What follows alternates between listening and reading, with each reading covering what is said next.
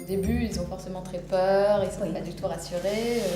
Voilà, j'ai envie que ce soit un moment de détente pour lui et qu'il aime l'eau dans le futur aussi. Lui, on fait bien attention à la position, les mains, faut pas que ça glisse, comment je vais faire.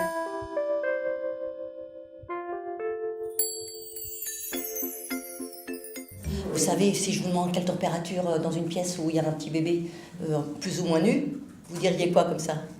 25. C'est chaud. Moi, je dirais 22. Oui, 21, 22. La meilleure des manières, c'est d'abord de vous sentir à l'aise et puis de maintenir l'enfant. Sûrement que vous avez certainement plus confiance. Alors, juste rajouter pour la température de l'eau, prenez un thermomètre d'eau, de bain.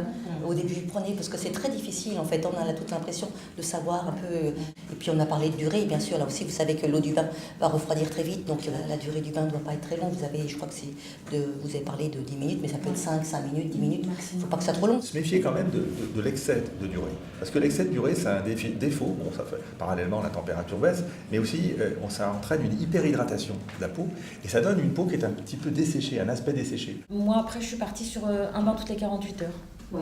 Sur les conseils quand même de mon médecin, même à la maternité, on m'avait quand même conseillé aussi. La notion de tous les 2 jours, pourquoi pas. Enfin bon, après c'est comme vous le sentez. Je pense que ça c'est pas. Vous risquez rien si vous le faites tous les 2 jours. Ouais. Et vous risquez rien si vous le faites tous les jours. Je crois que. En plus, de toute façon, vous savez que la règle d'or, c'est de jamais quitter la salle de bain.